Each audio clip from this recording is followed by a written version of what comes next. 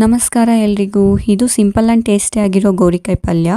ತುಂಬ ಕಡಿಮೆ ಸಮಯದಲ್ಲಿ ಮಾಡ್ಕೊಳ್ಳೋ ಈ ಪಲ್ಯನ ಬ್ಯಾಚುಲರ್ಸ್ ಆಗಿರ್ಬೋದು, ಅಡುಗೆ ಮಾಡೋಕ್ಕೆ ಬರದೇ ಇರೋರು ಕೂಡ ತುಂಬಾ ಈಸಿಯಾಗಿ ಮಾಡ್ಕೋಬೋದು. ಇದು ಚಪಾತಿ, ರೋಟಿ, ದೋಸೆ ಜೊತೆ ತುಂಬಾ ರುಚಿಯಾಗಿರುತ್ತೆ. ಹೇಗೆ ಮಾಡ್ಕೊಳ್ಳೋದು ಅಂತ ನೋಡೋಣ. ಮೊದಲು ಕಟ್ ಮಾಡಿ ಇಟ್ಕೊಂಡಿರೋ ಅಂಥ ಗೋರಿಕಾಯಿನ ಪ್ರೆಷರ್ ಕುಕ್ಕರ್ಗೆ ಸೇರಿಸಿ ಚೆನ್ನಾಗಿ ತೊಳೆದು ಸ್ವಲ್ಪ ಉಪ್ಪು ಅರಿಶಿನ ಹಾಕಿ ಮುಳುಗೋಷ್ಟು ನೀರನ್ನ ಸೇರಿಸ್ಕೊಂಡು 2 ವಿಸಿಲ್ಸ್ ಬರೆಸ್ಕೊಳ್ಳಿ. ನಂತರ ಒಂದು ಪ್ಯಾನಲ್ಲಿ ಎಣ್ಣೆ ಸೇರಿಸ್ಕೊಂಡು ಎಣ್ಣೆ ಬಿಸಿ ಆದಮೇಲೆ ಸಾಸಿವೆ, ಜೀರಿಗೆ, ಈರುಳ್ಳಿ, ಹಸಿಮೆಣಸಿನ್ಕಾಯಿ ಹಾಗೆ ಕಟ್ ಮಾಡಿ ಇಟ್ಕೊಂಡಿರೋ ಟೊಮೊಟೊನ ಸೇರಿಸ್ಕೊಂಡು ಚೆನ್ನಾಗಿ ಬಾಡಿಸ್ಕೊಳ್ಳಿ. ಟೊಮೊಟೊ ಸಾಫ್ಟ್ ಆದಮೇಲೆ ನಾವು ಈಗಾಗಲೇ ಬೇಯಿಸಿಟ್ಕೊಂಡಿರೋಂಥ ಗೋರಿಕಾಯಿನ ಸೇರಿಸ್ಕೊಂಡು 2 ನಿಮಿಷ ಫ್ರೈ ಮಾಡ್ಕೊಳ್ಳಿ.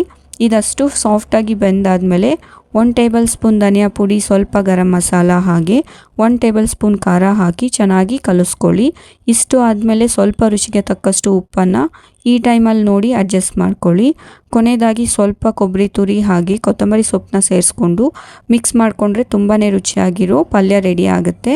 ನೀವು ಕೂಡ ಟ್ರೈ ಮಾಡಿ.